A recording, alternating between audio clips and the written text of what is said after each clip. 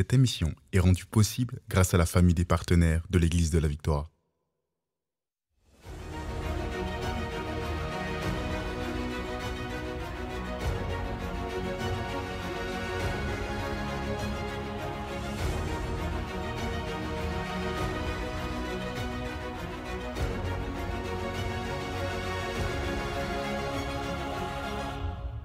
Bonjour tout le monde et bienvenue à l'émission Parole de foi. Quelle joie de vous avoir avec nous aujourd'hui pour une étude biblique qui commence aujourd'hui et tout au long de cette semaine. Nous allons étudier les loups dans l'Église. Et oui, c'est un sujet vraiment important. Le Seigneur Jésus nous a mis en garde, en fait, du fait qu'il y aurait des loups parmi nous. On va voir c'est quoi ça, un loup. On va examiner plusieurs choses tout au long de cette semaine. Mais j'aimerais vous dire dès le départ, si vous vivez dans la confusion en ce moment, si vous êtes spirituellement confus, ou peut-être vous vivez souvent des oppressions, vous êtes triste, je ne sais pas ce que vous vivez, mais si aujourd'hui vous voyez que vous ne vivez pas la vie abondante en Jésus-Christ, si vous réalisez en fait que vous n'êtes pas vraiment heureux, bien, c'est le temps de se poser et vraiment d'aller dans la parole de Dieu pour voir, est-ce que vous avez été contaminé aujourd'hui? Est-ce que vos émotions ont été atteintes par des personnes qui sont peut-être des loups dans votre entourage? On va voir ensemble ce que la parole de Dieu dit et je crois que cette série va vraiment être une source de bénédiction pour vous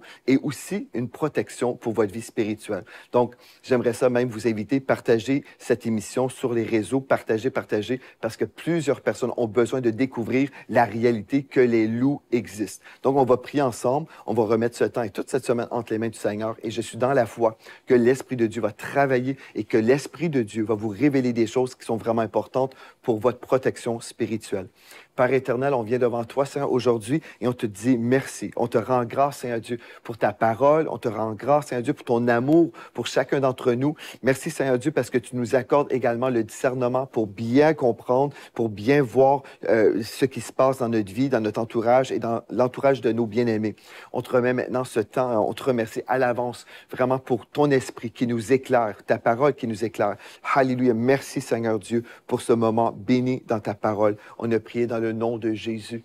Amen et amen. Gloire à Dieu, gloire à Dieu. Donc, comme j'ai mentionné au début de l'émission, le thème de cette semaine, c'est les loups dans l'Église, les loups dans l'Église. Et avant d'aller plus loin, on veut juste comprendre premièrement le cœur de Dieu pour nous. Si on va dans Matthieu 7 au verset 15, le Seigneur Jésus a dit ceci, « Gardez-vous des faux prophètes. Gardez-vous. » Donc, le cœur du Seigneur Jésus, c'était de protéger ceux qui l'entendaient prêcher. Donc, gardez-vous. En anglais, c'est beware. Gardez-vous des faux prophètes. Lorsqu'ils vous abordent, ils se donnent l'apparence d'agneaux, mais en réalité, ce sont des loups féroces. Des loups féroces. Donc, c'est sûr que le Seigneur Jésus qui nous aime, il veut qu'on puisse vraiment discerner, qu'on se garde, qu'on se protège, en fait, des loups et, en fait, des faux prophètes. Et vous savez, souvent, on a une belle disposition de cœur, on ne soupçonne pas le mal parce qu'on marche dans l'amour et des fois, on peut être dans la compagnie d'un loup et on l'ignore. Notez ceci, un loup ne sera pas déguisé en loup. Il ne portera pas un T-shirt qui dit « Je suis un loup ». Il ne va pas forcément avoir une façon de parler. Vous allez dire « Ah, ben voilà, je discerne un loup ». Non, en fait, on va voir plus tard, en fait, c'est par leurs fruits qu'on va discerner si cette personne est un loup ou non.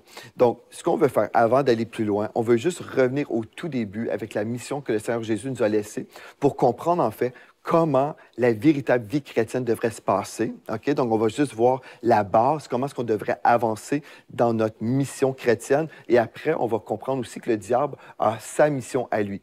Il veut détruire l'Église du Seigneur Jésus-Christ. Il veut diviser l'Église. Il veut la neutraliser.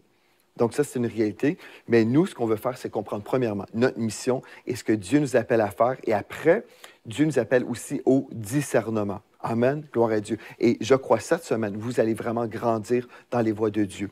Donc si on va dans Matthieu 28 au verset 19, Matthieu 28 au verset 19, le Seigneur Jésus a dit ceci en parlant à ses disciples, et si vous êtes un enfant de Dieu, bien gloire à Dieu, c'est votre mission également. Donc Jésus a dit, allez, faites de toutes les nations des disciples. Des disciples de qui? Des disciples de Jésus-Christ, bien sûr. Donc allez, faites de toutes les nations des disciples, les baptisant au nom du Père, du Fils et du Saint-Esprit, et enseignez-leur à observer tout ce que je vous ai prescrit, et voici, je suis avec vous tous les jours jusqu'à la fin du monde. Donc, le Seigneur Jésus, qui a établi l'Église, son Église. Gloire à Dieu, il a laissé à son Église une mission, celle de faire des disciples. Et la façon qu'on fait des disciples, c'est pas simplement en allant évangéliser, c'est en évangélisant, en gagnant des âmes à Christ. Et après, on va s'investir personnellement dans la vie de ces brebis, de ces nouveaux-nés, et on va leur montrer le chemin. Donc, le texte dit « enseignez-leur ». Enseigne-leur. Donc, ça veut dire qu'on va s'investir, on va prendre du temps avec chacune de ces brebis pour s'assurer que ces brebis puissent devenir matures dans le Seigneur. Et on voit dans 2 Timothée 2.2, maintenant, ce que l'apôtre Paul a dit à son fils spirituel, Timothée. Il a dit dans 2 Timothée 2.2, « Ce que tu as entendu de moi ». Donc, Paul, ici, nous servait de modèle aussi. Donc, l'apôtre Paul a dit, « Ce que tu as entendu de moi, Timothée, en présence de beaucoup de témoins, confie-le à des hommes fidèles, qui soient capables de l'enseigner aussi à d'autres. » Donc, avant d'aller plus loin, on a la mission du Seigneur Jésus de faire des disciples et l'apôtre Paul avait cette même vision de faire des disciples. Il a fait un disciple avec Timothée. Et voici maintenant comment Timothée devait se reproduire. Ici, l'apôtre Paul a dit, je reprends le texte, 2 Timothée 2.2, « Ce que tu as entendu de moi. » Donc, Timothée était un élève de l'apôtre Paul. Il entendait des enseignements. Donc, l'apôtre Paul s'investissait dans sa vie. Donc, ce que tu as entendu de moi, c'est Paul qui parlait, en présence de beaucoup de témoins, confie-le. Donc, confie ce que tu as entendu de moi. Confie l'enseignement-là, maintenant, à d'autres personnes, mais à des hommes fidèles. Remarquez, c'est à des hommes fidèles. C'est la première chose, c'était de trouver des personnes fidèles au Seigneur, des personnes loyales, des personnes qui étaient pour être intègres par rapport à l'enseignement aussi. Vous comprenez? Donc, la première chose, avant d'aller plus loin, c'était pas « trouve la plus belle personne, la personne la plus charismatique, la personne qui a beaucoup d'entre-gens ». C'était premièrement une personne fidèle. Remarquez bien, c'est important de voir ces choses-là. Donc, confie-le à des hommes fidèles qui soient, ensuite, là, qui soient capables de l'enseigner aussi à d'autres. Donc, des fois, on est là, on est impressionné par l'entre-gens d'une personne, vraiment la présentation physique d'une personne. Et si la personne, on s'imagine, OK, oui, elle est vraiment capable de transmettre ce message parce qu'elle est tellement éloquente. Mais ce n'est pas les critères que Dieu nous donne dans sa parole. Les critères, premièrement, c'est la fidélité. Une personne loyale qui soit ensuite capable, bien sûr, de l'enseigner aux autres parce qu'elle a bien entendu. Et puis, celui qui s'est investi, dans ce cas, c'est l'apôtre Paul, il s'investissait dans la vie de Timothée. Bien, il a pu voir aussi le cheminement de Timothée et voir, OK, je vois que tu es un homme fidèle, un homme d'intégrité, et je suis capable de te confier ce message glorieux, celui de l'Évangile. Et à cause de ta fidélité et tout ça, bien, je crois aussi, je discerne dans ta vie que tu es capable maintenant de retransmettre ce que je t'ai prêché. Donc, voilà un petit peu ce qu'on veut établir au tout début. Et bien sûr, dans 1 Corinthiens 11 au verset 1, même si nous sommes des disciples du Seigneur Jésus-Christ, nous comprenons ceci dans 1 Corinthiens 11 au verset 1. L'apôtre Paul a dit ceci, « Soyez mes imitateurs comme je le suis moi-même de Christ. » Donc, Christ est le bon berger, mais il y a aussi des sous-bergers, sous l'autorité de Christ, qui sont là. Et l'apôtre Paul a dit, « Soyez mes imitateurs, regardez ma vie et faites ce que je fais. » Donc, vous pouvez m'examiner et voir comment je vis la vie chrétienne et suivez mon pattern, suivez mon modèle. Donc, en fait, on comprend, nous sommes des disciples de Jésus-Christ premièrement, mais on peut aussi avoir des inspirations, des modèles qui sont en chair et en os, donc des personnes qu'on va côtoyer. Et des fois, on ne côtoie même pas ces personnes-là. Des fois, on peut avoir un père spirituel, par exemple, qu'on suit depuis longtemps, par les médias, par exemple. Et si aujourd'hui, vous n'avez jamais vécu, en fait, ce que ce texte nous révèle. Si vous n'avez pas de père spirituel, j'aimerais vous encourager. Suivez la série Paroles de foi qui s'appelle La paternité spirituelle. J'ai fait 5 émissions sur la paternité spirituelle parce que c'est un manque dans le corps de Christ. Il y a beaucoup d'orphelins en ce moment, beaucoup de personnes qui vivent dans la confusion, qui n'ont pas de point de repère, et puis ce n'est pas le cœur de Dieu pour vous. Donc voilà, ça c'est très important de comprendre vraiment l'ordre divin. Donc, Dieu nous appelle à être des disciples du Seigneur Jésus-Christ et de faire des disciples. Et on va vraiment s'investir dans la vie des gens. Et notre désir, c'est de s'investir dans la vie de ceux qui sont loyaux. Gloire à Dieu, gloire à Dieu. Maintenant, ça, c'est la base. On est tous d'accord, vous êtes d'accord, gloire à Dieu. Nous sommes des disciples de Jésus-Christ. Maintenant, on veut aussi comprendre que le cœur du Seigneur pour nous, c'est qu'on soit dans la joie dans notre vie chrétienne. Dans le psaume 122, au premier verset, donc c'est un psaume de David, le psaume 122, au premier verset, nous lisons « Je suis dans la joie quand on me dit « Allons à la maison de l'Éternel ». Je suis dans la joie. Ça, c'est la vie chrétienne normale, d'être heureux, d'aller dans la maison de l'Éternel. Donc, aujourd'hui, on parle de l'Église. Amen. Donc, en fait, Dieu veut qu'on soit heureux. Dieu veut qu'on fasse des disciples et qu'on soit nous-mêmes dans la joie. Pourquoi? Parce que la joie du Seigneur est notre force. Dieu veut qu'on soit puissant. Gloire à Dieu. Il veut qu'on soit rempli de sa force, de son zèle. Alléluia. Et ça, c'est vraiment le cœur de Dieu. Maintenant, le diable sait très, très bien que si nous sommes remplis de joie, remplis de zèle, nous allons être spirituellement forts et nous allons faire des ravages dans son royaume parce que le royaume de Dieu va avancer. Donc, ce qu'il va faire, il va toujours essayer de nous atteindre. Le diable va essayer de supprimer notre joie. Il va essayer de nous bombarder de pensées de confusion. Il va essayer de nous entourer de loups, en fait, qui vont essayer de nous dévorer. Vous savez, l'ennemi rôde comme un lion rugissant, cherchant qui il va dévorer. Mais gloire à Dieu, il y a une catégorie de chrétiens qui ne se laisseront pas faire, qui ne sont pas comestibles, comme j'enseignais à maintes reprises. Nous ne sommes pas des chrétiens comestibles parce que nous avons l'Esprit de Dieu en nous, nous avons le discernement, alléluia, et nous pouvons avancer, gloire à Dieu. Si vous êtes là et vous dites, Pasteur Joël, je me suis déjà fait dévorer en partie par des gens, est-ce qu'il y a de l'espoir pour moi?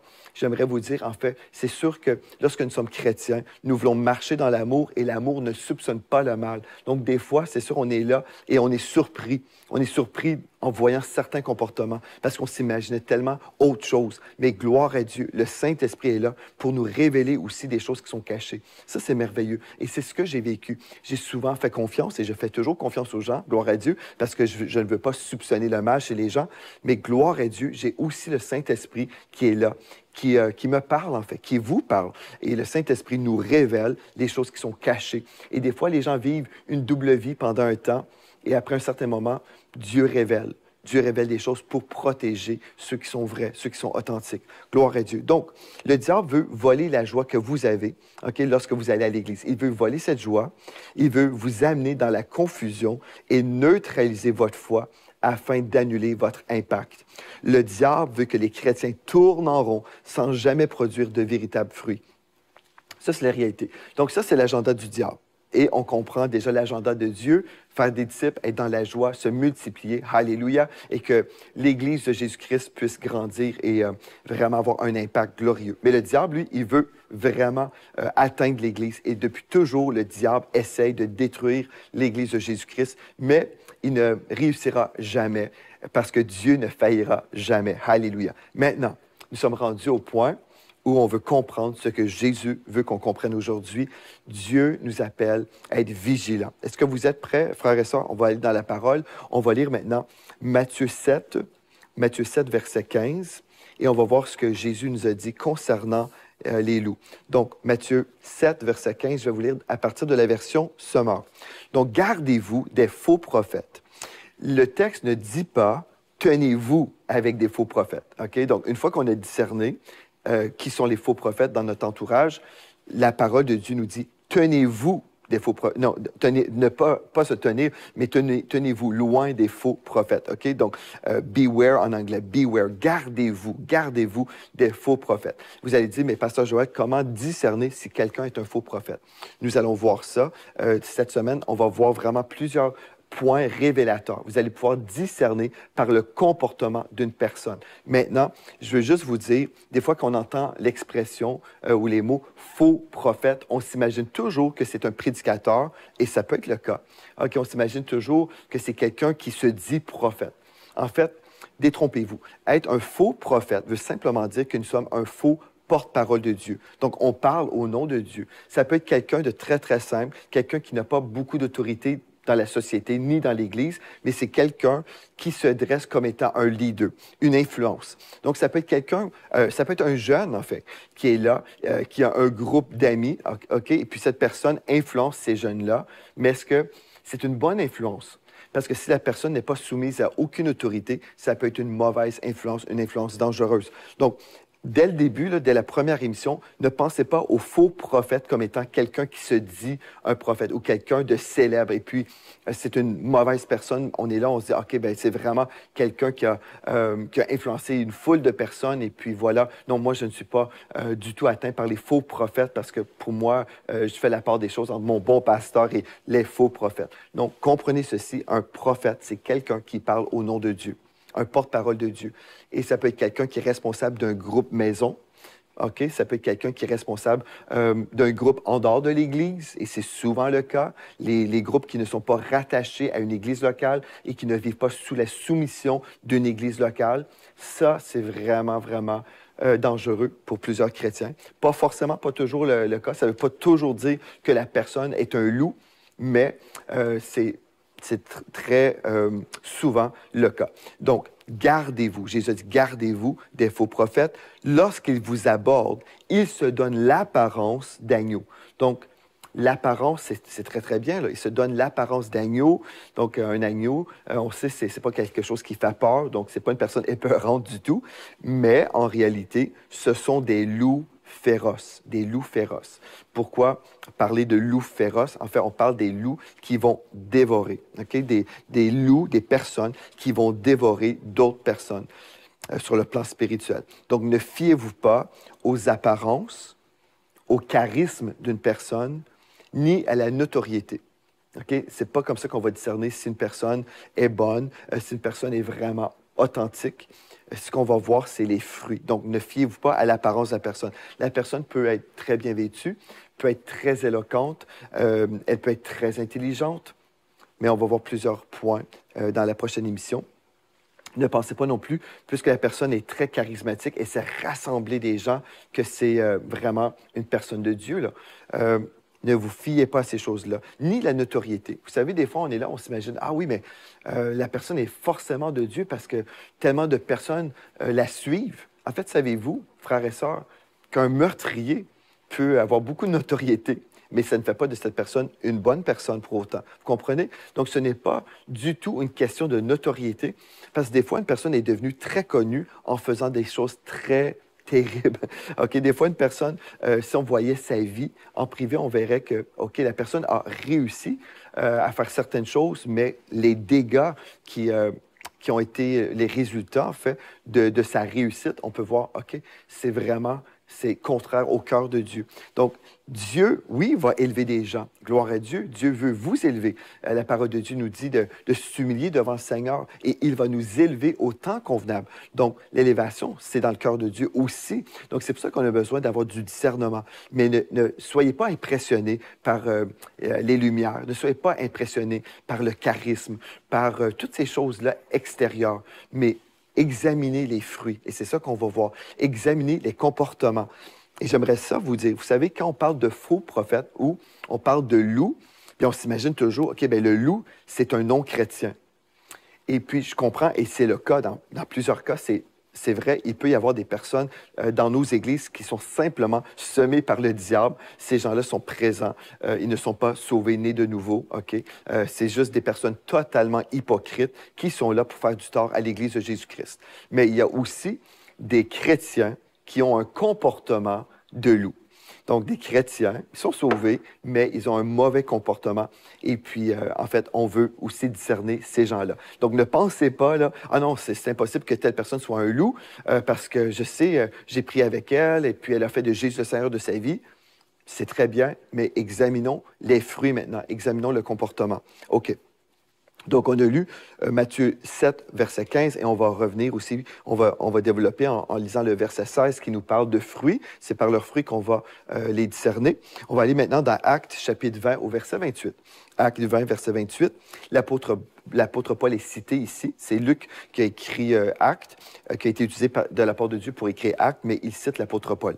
Donc, il dit, « Prenez donc garde à vous-même et à tout le troupeau sur lequel le Saint-Esprit vous a établi évêque pour paître l'Église du Seigneur qui s'est acquise par son propre sang. » OK. Donc, l'apôtre Paul, ici, dit « Prenez donc garde à vous-même et à tout le troupeau. » Donc, on parle des brebis du Seigneur, donc le troupeau, c'est dans ce terme, dans ce contexte-là. Donc, prenez garde à vous-même, donc vous les pasteurs, les évêques, okay? En parlant aux pasteurs, prenez donc garde à vous-même et à tout le troupeau sur lequel le Saint-Esprit vous a établi évêque. Donc, les pasteurs ont été établis sur la bergerie du Seigneur en tant qu'autorité, bien sûr. C'est pour ça qu'on parle d'établissement ici. Donc, pour paître l'Église du Seigneur qui s'est acquise, donc le Seigneur s'est acquise cette Église par son propre sang.